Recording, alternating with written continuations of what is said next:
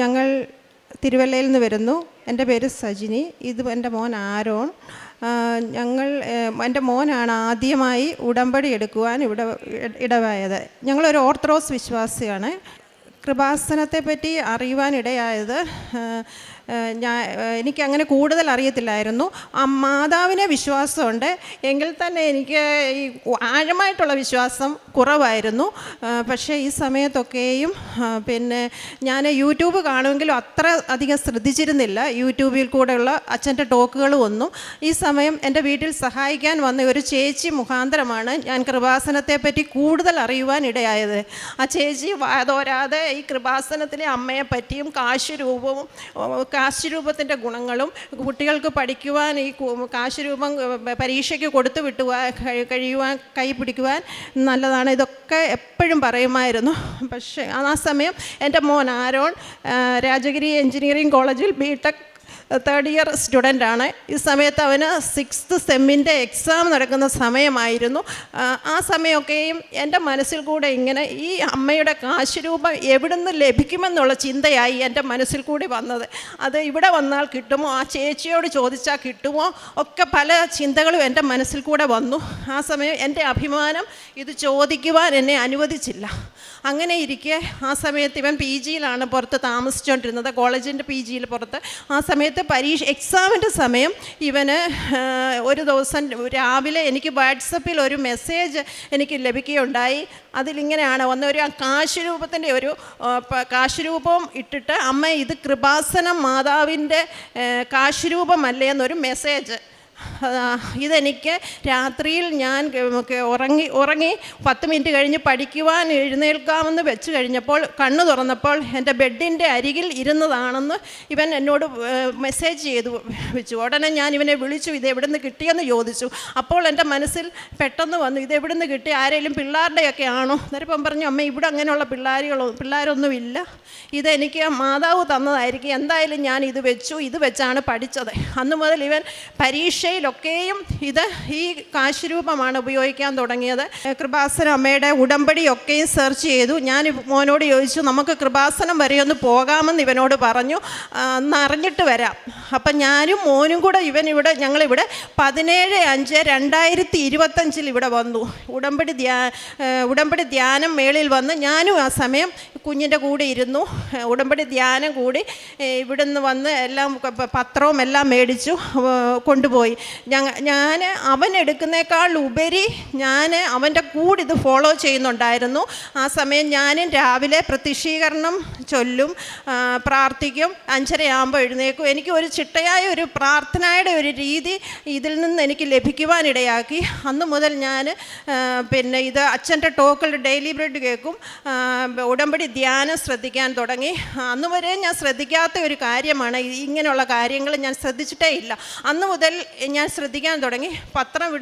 പത്രം മേടിക്കുന്നത് ഞങ്ങൾ മെഡിക്കൽ കോളേജിൽ കൊണ്ടുപോയി വിതരണം ചെയ്യുമായിരുന്നു. അങ്ങനെ പോയി. അത് കഴിഞ്ഞപ്പോഴത്തേക്കിനും അഖണ്ഡ ജപമാലയിൽ ഞാൻ ഉടമ്പടി എടുക്കുന്നതിന് മുമ്പ് തന്നെ ഈ അഖണ്ഡ ജപമാല റാലിയിൽ ഞാൻ ഇവിടെ വന്ന് പങ്കെടുത്തു. അതെൻ്റെ ജീവിതത്തിൽ വലിയൊരു അനുഗ്രഹമായിരുന്നു. അത് കഴിഞ്ഞിട്ട് 1/12/2025 ഞാനിവിടെ ആദ്യമായി വന്ന് ഞാനും ഉടമ്പടി എടുത്തു. 5-6 നിയോഗങ്ങളൊക്കെ ഞാൻ വച്ചു. അത് മോനപ്പം കോളേജിൻ്റെ പ്ലേസ്മെൻറ്റ് നടന്നുകൊണ്ടിരുന്ന സമയത്താണ് ഞാൻ ഉടമ്പടി എടുത്തത്. അപ്പോൾ എനിക്ക് എൻ്റെ പ്രാർത്ഥന, ഇവനൊരു ആവറേജ് സ്റ്റുഡൻ്റാണ്. ആ കോളേജിനെ സംബന്ധിച്ചിടത്തോളം എല്ലാം ഹൈടെക് പഠിക്കുന്ന കുട്ടികളാണ്. അവരെ സംബന്ധിച്ചിടത്തോളം ഇവനൊരു ആവറേജ് സ്റ്റുഡൻ്റാണ്. അവിടുന്ന് എൻ്റെ ഒരു പ്രാർത്ഥന, ഇവനൊരു പ്ലേസ്മെൻറ്റ് കോളേജ് വഴി ലഭിക്കണം എന്നാണ്. ജോലി അന്വേഷിച്ചെങ്ങും പോകാനിടയാകല്ലേ, ഇറങ്ങിയ പിന്നെ അത് അങ്ങനെ ഒരു കാര്യം വെച്ചു. ഈ 6 നിയോഗങ്ങളിൽ ഒന്ന് ഇവൻ്റെ വിഷയത്തിലായിരുന്നു ഒന്ന്. പിന്നെ രണ്ടാമത് എനിക്ക് ഉറക്കത്തിന് നല്ല പ്രശ്നം ഉണ്ടായിരുന്നു. 10 വർഷമായിട്ട് ഞാൻ അനുഭവിച്ചുകൊണ്ടിരിക്കുന്ന പ്രശ്നമാണ് അത്. അതെനിക്കൊന്ന് മാറ്റിത്തരണം. അത് കഴിഞ്ഞ് ആ 3 മാസം അങ്ങനെ 90 ദിവസം പോയി. രണ്ടാമത്തെ ഉടമ്പടി പുതുക്കുവാൻ വന്നപ്പോഴും ഞാൻ ഇത് ആ സമയങ്ങളിലൊക്കെ പ്ലേസ്മെൻ്റ് ഉണ്ടായിരുന്നു. പക്ഷേ ഇവന് കിട്ടുന്നുണ്ടായിരുന്നു കേരളത്തിന് പുറത്ത്. പിന്നെ ബാംഗ്ലൂരിൽ കിട്ടി, ഡൽഹി കിട്ടി. ഇവന് എല്ലാ പ്ലേസ്മെൻറ്റ് സെല്ലിലും ഇവന് ഇരിക്കുവാനുള്ള ഭാഗ്യം എൻ്റെ അമ്മ എനിക്ക് ഇവന് കൊടുത്തു. അതാണ് ഏറ്റവും വലിയൊരു അനുഗ്രഹം. അങ്ങനെ ഈ രണ്ടാമത് ഞാൻ നിയോഗം ഇവിടെ വന്ന് പുതുക്കുന്ന സമയത്ത് തന്നെ മോനെ പിന്നെ ഒരു പ്ലേസ്മെൻറ്റിൽ ഇരിക്കുകയായിരുന്നു. പ്ലേസ്മെൻറ്റിൽ ഇരുന്നിട്ട് ഇവിടെ വന്ന് അവിടുന്ന് ഇറങ്ങി ധ്യാനം കൂടിയിട്ട് ഇറങ്ങി വന്നപ്പം ഫോണിലോട് ഞാൻ എന്നോട് പറഞ്ഞു, അമ്മ എനിക്ക് 1ാമത്തെ റൗണ്ട് കിട്ടി, 2ാമത്തെ റൗണ്ട് പ്രയാസമായിരുന്നു, കിട്ടുവാൻ ചാൻസ് ഇല്ല. ഞാൻ പറഞ്ഞു പോട്ടെ, സാരമില്ല എന്ന് പറഞ്ഞു. അത് കഴിഞ്ഞപ്പോൾ ഞാൻ ഇതിനകത്ത് നിയോഗം എഴുതി വെച്ചു, ഇവന് കേരളത്തിനകത്ത് തന്നെ കിട്ടണം. ഞങ്ങൾ ഒറ്റയ്ക്കേ ഉള്ളൂ വീട്ടിൽ. അപ്പോൾ ഇവനെ പുറത്തോട്ട് വിടുവാൻ ഞങ്ങൾക്ക് താല്പര്യമില്ല. അപ്പോൾ കേരളത്തിനകത്ത് കൊച്ചിയിൽ തന്നെ ജോലി കിട്ടണം എൻ്റെ ആഗ്രഹമായിരുന്നു. ഇവന് ക്യാമ്പസ് സെലക്ഷൻ വഴി കിട്ടണം, പഠിച്ചിറങ്ങി നിൽക്കുവാൻ ഇടയാക്കരുത്. പിന്നെ 8th സെമ്മിൻ്റെ എക്സാം എല്ലാം പാസ്സാക്കി തരണം. പഠിച്ച ജോലി തന്നെയായിരിക്കണം. ഇവന് ഇലക്ട്രോണിക്സ് ആൻഡ് കമ്മ്യൂണിക്കേഷനാണ് പഠിച്ചത്. അപ്പം അത്രയും നിയോഗങ്ങൾ വെച്ചു കഴിഞ്ഞു. അന്ന് ഞാനിവിടെ ഉടമ്പടി പുതുക്കി പോയി. പക്ഷേ ഈ കാര്യങ്ങളെല്ലാം എൻ്റെ അമ്മ മാതാവ് ഈ നടത്തി തന്നു. മോന് പ്ലേസ്മെൻറ്റ് കിട്ടി, പഠിച്ചിറങ്ങി. ജസ്റ്റ് ഇപ്പം ഏപ്രിൽ മാസം ഇവന് പഠിച്ചതേ ഉള്ളൂ. പഠിച്ചിറങ്ങി കഴിഞ്ഞ ഉടനെ ഇവന് ജോലിയായി. ഈ 20-ാം തീയതി ഞാൻ അതുപോലെ തന്നെ പ്രത്യക്ഷീകരണ പ്രാർത്ഥന ചൊല്ലിയ സമയത്ത് എനിക്ക് ഒരു ഡേറ്റ് എൻ്റെ മുമ്പിൽ ഇങ്ങനെ കാണിച്ചു, 21/2/1. ഞാൻ ഈ മോനോട് പറഞ്ഞു, എടാ നിനക്ക് കേരളത്തിനകത്ത് തന്നെ ജോലി കിട്ടും, അമ്മ മാതാവ് നിനക്ക് തരും എന്ന് ഞാൻ ഇവനോട് പറഞ്ഞു. ആ 21 എന്ന ഡേറ്റിൽ ഇവൻ വേറൊരു ഇൻ്റർവ്യൂവിന് കോളേജിൽ 20-ാം തീയതി ഇരിക്കുകയായിരുന്നു. 20-ാം തീയതി ഇരുന്ന സമയത്ത് ഇവൻ എന്നെ വിളിച്ചു, അമ്മേ ഞാൻ ഇതിന് പങ്കെടുത്തോണ്ടിരുന്ന സമയത്ത് തന്നെ കോളേജ് ഗ്രൂപ്പിൽ എൻ്റെ പേര് വന്നിട്ടുണ്ട്. അത് ഞാൻ ഇവിടെ കിട്ടത്തില്ലെന്ന് പറഞ്ഞ ആ കമ്പനിയിൽ തന്നെ ഇവിടെ ഞാൻ ഉടമ്പടി പുതുക്കിയ സമയത്ത് ഇവൻ കിട്ടില്ല എന്ന് പറഞ്ഞ ആ കമ്പനിയിൽ തന്നെയാണ് ഇവന് ജോലി ലഭിച്ചത്. അതുപോലെ തന്നെ ഏപ്രിൽ മാസം ഇവൻ പാസ് ഔട്ടായി. ഈ പാസ് ഔട്ടായി കഴിഞ്ഞ് ഇവന് നിൽക്കുവാൻ ഒരു ദിവസം പോലും വീട്ടിൽ നിൽക്കുവാൻ ഇട വന്നില്ല. 20-ാം തീയതി അറിഞ്ഞു. പിന്നെ ഓഫർ ലെറ്റർ വന്നു. 22-ാം തീയതി ഇവന് കൊച്ചിയിൽ ആൻഫിലോൺ എന്ന് പറയുന്നൊരു കമ്പനിയിൽ ഇവൻ ജോയിൻ ചെയ്തു. അമ്മ മാതാവ് ഇവരുടെ ജീവിതത്തിൽ കൊടുത്ത ഏറ്റവും വലിയ അനുഗ്രഹമാണ്. ആവറേജായ ഇവന് ഇത്രയും വലിയൊരു അനുഗ്രഹം കൊടുത്ത അമ്മയ്ക്ക് കോടാനുകോടി നന്ദി. അതുപോലെ തന്നെ എൻ്റെ ഉറക്കത്തിലുള്ള വളരെ ബുദ്ധിമുട്ടുകൾ ഞാൻ അനുഭവിച്ചിരുന്നു. അതും എൻ്റെ അമ്മ മാതാവ് മാറ്റി തന്നു. അത് തന്നെ എനിക്ക് വായിക്കകത്തൊരു ട്രെയിനസ് ഉണ്ടായിരുന്നു. ഒരു ദിവസം ഞാനിവിടെ ഇവിടെ വന്നിരുന്നപ്പോൾ അച്ഛൻ, യോസഫച്ചനല്ല, മറ്റൊരു അച്ഛൻ, എനിക്ക് പേരറിയില്ല, അച്ഛൻ്റെ ഒരു ടോക്ക് ഞാൻ കേൾക്കുവാനിടയാക്കി. സാക്ഷ്യം കേട്ട അച്ഛന് വായിക്കകത്തൊരു ട്രെയിനസ് ഉണ്ട്. അന്നേരം ഞാൻ ഇവിടുന്ന് പ്രാർത്ഥിച്ച, അമ്മേ ഇത് എനിക്കും ഒന്ന് മാറ്റിത്തരണേ. അച്ഛൻ്റെ സാക്ഷ്യം കേട്ടുപോയി. പക്ഷേ അതും എനിക്ക് അത്ഭുതമായിട്ട് മാറ്റിത്തന്നു. ഉടമ്പടി തൈലം ഉപയോഗിക്കുമായിരുന്നു. അതുപോലെ തന്നെ ഞങ്ങൾ ഉപ്പ് എല്ലാ ഘട്ടങ്ങളിലും ആവശ്യമുള്ള എല്ലാ മോൻ പരീക്ഷയ്ക്ക് പോകുമ്പോൾ എല്ലാ ഉപ്പും കൊണ്ടാണ് പോകുന്നത്. കുട്ടികൾക്കൊക്കെ കൊടുക്കും. അത് വാങ്ങിക്കുവാനൊക്കെ പിള്ളേർ നിൽക്കുമായിരുന്നു. പിന്നെ അതുപോലെ തന്നെ എൻ്റെ കിണറിൻ്റെ വെള്ളത്തിനൊരു അരുചി ഉണ്ടായിരുന്നു. ഈ ഉപ്പ് ഇട്ടതിന് ശേഷം അത് ഇന്നേ വരെ ഒരു ചേറിൻ്റെ ചുവയായിരുന്നു ഈ കിണറ്റിൻ്റെ വെള്ളത്തിന്. ഇവിടുന്ന് വന്ന് ഉടമ്പടി എടുത്തതിൻ്റെ ആദ്യത്തെ ദിവസം തന്നെ കിട്ടിയ അനുഭവം, ഈ ഉപ്പിട്ട് പ്രാർത്ഥിച്ചതിൻ്റെ ഫലമായിട്ട് എൻ്റെ വെള്ളത്തിൻ്റെ രുചി വ്യത്യാസം മാറ്റി നോർമൽ ഒരു വാട്ടറാക്കി മാറ്റി. അതാണ് എനിക്ക് ഏറ്റവും പറയാനുള്ളത്. ഉടമ്പടി തൈലവും ഉപ്പും ഞങ്ങൾ പല ഘട്ടത്തിലും എവിടെ പോയാലും കൈ കൊണ്ടുപോകും.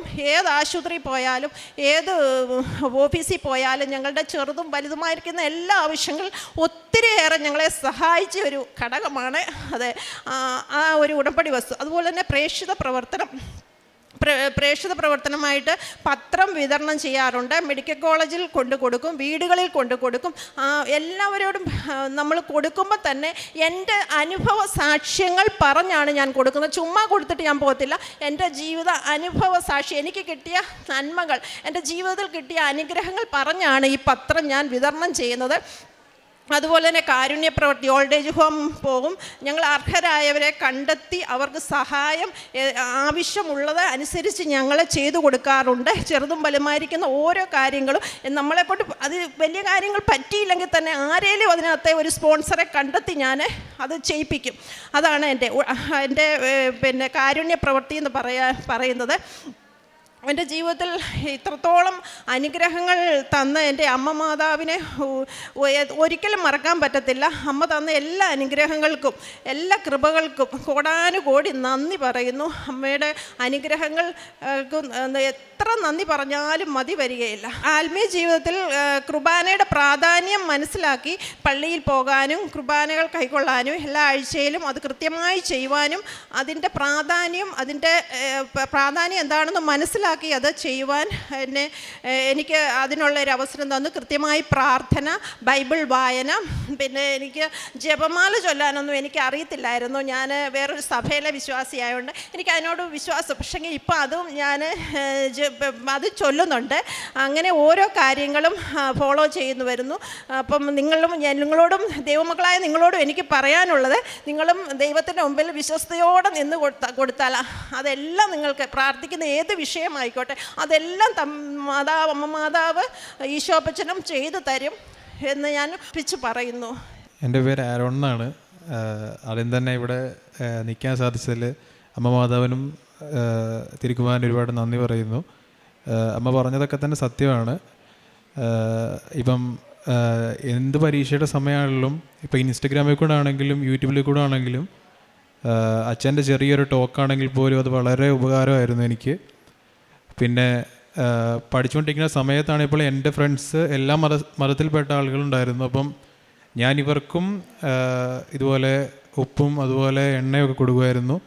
അപ്പോൾ ആദ്യമൊക്കെ ഇവർ ചോദിച്ചു എന്തോ ഇത് എന്ന് ചോദിച്ചു. ഇവർ കാര്യമാക്കിയില്ല. പിന്നെ ഇവർ തന്നെ എൻ്റെ അടുത്ത് എക്സാമിന് മുമ്പ് ഇത് തരണമെന്ന് പറഞ്ഞ് വരികയും അവർക്ക് ഒരുപാട് അനുഗ്രഹങ്ങൾ ഉണ്ടാവുകയും ചെയ്തു. പിന്നെ കാശുരൂപത്തിൻ്റെ കാര്യം അതുപോലെ ഞാനൊട്ടും പ്രതീക്ഷയില്ല. ഞാനിതുപോലെ കിടന്നുറങ്ങിക്കൊണ്ടിരിക്കുകയായിരുന്നു. അപ്പം നമ്മൾ ഉടമ്പടിയൊന്നും എടുത്തിട്ടില്ല. അപ്പം ഇതുപോലെ അമ്മ വന്നിട്ട് എന്നോട് തന്നെ പറയുമായിരുന്നു ഇങ്ങനത്തെ കാര്യങ്ങൾ. രാവിലെ എഴുന്നേറ്റ് നോക്കിയപ്പോഴത്തേക്കിന്, രാവിലെ അല്ല രാത്രി, ഞാൻ ഒരു അലാം വെച്ച് 10 മിനിറ്റ് കഴിഞ്ഞിട്ട് പഠിക്കാമെന്നുള്ള രീതി എഴുന്നേറ്റതാണ്. നോക്കിയപ്പം കാശുരൂപം കിടക്കുന്നു. അപ്പം അത് മാതാവ് തന്നെ തന്നാണെന്നാണ് എനിക്ക് 100% ഉറപ്പാണ്. കാരണം അല്ലാതെ ഇവിടെ വരാനായിട്ടുള്ള ഒരു ചാൻസും ഇല്ല. കാരണം എൻ്റെ കൂടെ PG നിന്ന് എല്ലാവരും വേറെ മതത്തിൽപ്പെട്ടവരാണ്. ഞാൻ ചോദിച്ചവരുടെ ആരിലും ആണോ ചോദിച്ചു, അല്ല എന്നാണ് പറഞ്ഞത്. അപ്പം എനിക്ക് ഇവിടെ നിൽക്കാനായിട്ട് എനിക്കും അമ്മയ്ക്കും അവസരം തന്നതിലും സാക്ഷ്യം പറയാൻ തന്നതിലും മാതാവിന് ഞാൻ ഒത്തിരി നന്ദി പറയുന്നു. Okay, thank you. അത്യപൂർവ ദൈവാനുഭവങ്ങൾ ഇനി നിങ്ങൾക്കും സ്വന്തം. ഈ യൂട്യൂബ് ചാനൽ ഇതുവരെ സബ്സ്ക്രൈബ് ചെയ്തിട്ടില്ലെങ്കിൽ ഇപ്പോൾ തന്നെ സബ്സ്ക്രൈബ് ചെയ്യുക.